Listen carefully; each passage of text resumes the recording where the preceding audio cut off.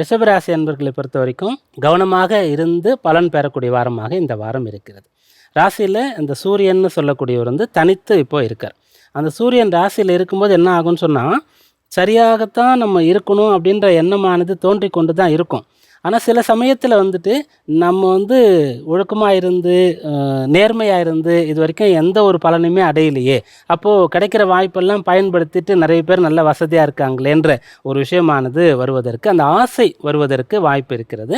அதை மட்டும் நீங்கள் கட்டுப்படுத்தணும். சூரியன் ராசியில் இருக்கும்போது எந்த ஒரு விஷயத்தை அடைவதற்கும் உண்டான முயற்சி மிக சரியானதாகவும் நேர்மையானதாகவும் இருக்கணும். அதை கடைபிடிக்கணும். ரெண்டாவது, 4ஆம் இடம்ன்ற சுகஸ்தானத்திற்கு அதிபதி தான் அந்த சூரியன்.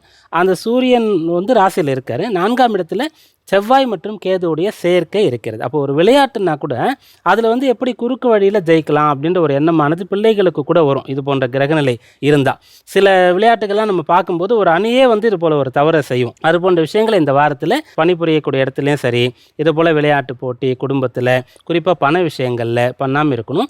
மற்றபடி இந்த வாரத்தில் 2ஆம் இடத்துல புதன் குரு இருக்கிறதுனால நல்லா பேசி நீங்கள் பலாபலனை அடைய முடியும். குடும்பத்தில் சந்தோஷம், ஒற்றுமை அப்படின்ற விஷயங்கள் இருக்கும்.